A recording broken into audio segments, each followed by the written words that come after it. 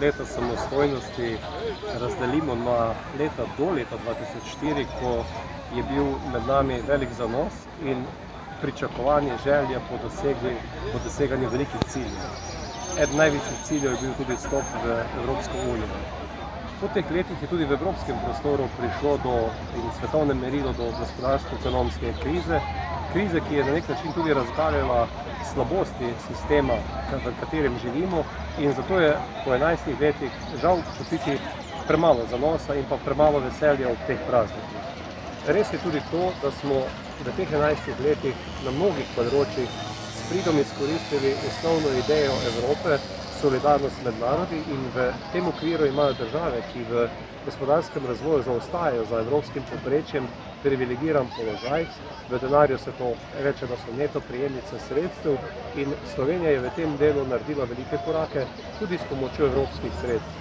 3 milijarde je bilo teh sredstev v zadnjih 7 letih več prijetih v Sloveniji iz Evrope, kot smo jih plačali v evropsko blagajno, in kar je še bolj pomembno, pot tega denarja je usmerjena z razvojnimi potrebami države in ni v rokah dnevne politike, da odloča, kje bo ta denar uporabljen.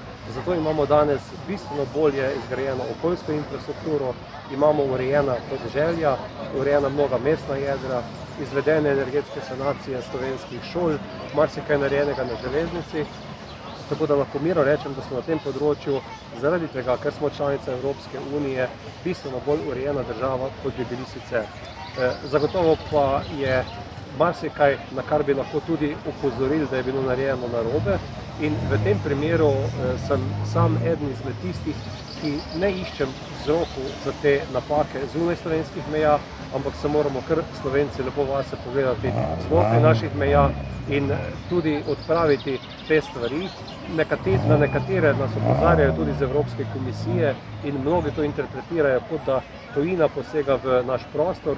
Mislim pa, da je to v naši koristi in da se bomo, če bomo upoštevali tudi to, kar je potrebno in to, kar je svetovano tudi naredili, bomo bistveno bolj evropska država tudi po vsakodnevnem obnašanju. Zato pa je odgovoren vsak od nas, vsak dan in družba kot celota. Morda samo še to vprašanje, kar nekaj preko 85% državljank in državljanov se je takrat odločilo, da se pridružimo veliki evropski družini.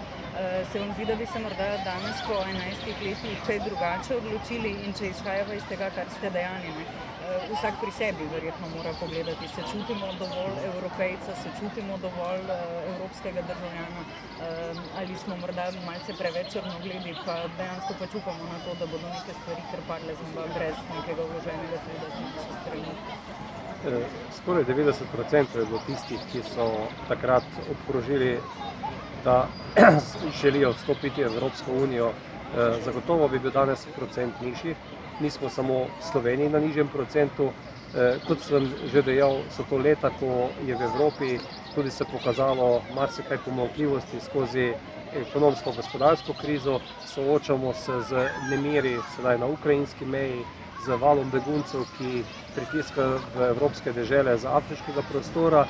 V zadnjih letih pa je bilo tudi zasijanega precej evroskepticizma in po mojem prepričanju nekatere stranke iščejo neko tržno nišo, da nezadovoljstvo ljudi izkoriščajo za to, da pridobivajo glasove v tem evroskepticizmu.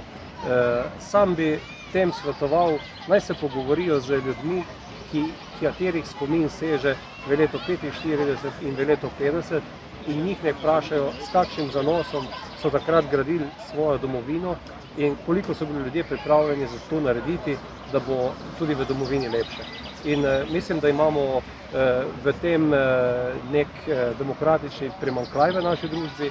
Primanjkljajev je še mnogo drugih, zaradi česar se tudi ljudje tudi hitro zatekajo k takim idejam. Sam pa mislim, da moramo vse neumnosti, ki se odvijajo v državi, odpraviti, izkoristiti pa ta 500 milijonski prostor za našo blaginjo, in naši izvozniki najbolje dokazujejo, da smo tega sposobni in prevzamemo njihove navade, in njihove navade so to, da je treba misliti za kar nekaj let naprej, si zastaviti cilje in jih potem tudi čim hitreje uresničiti. In predvsem v politiki moramo jasno pokazati vizijo te ljube Slovenije za naslednjih 10 let in jo tudi udejanjiti.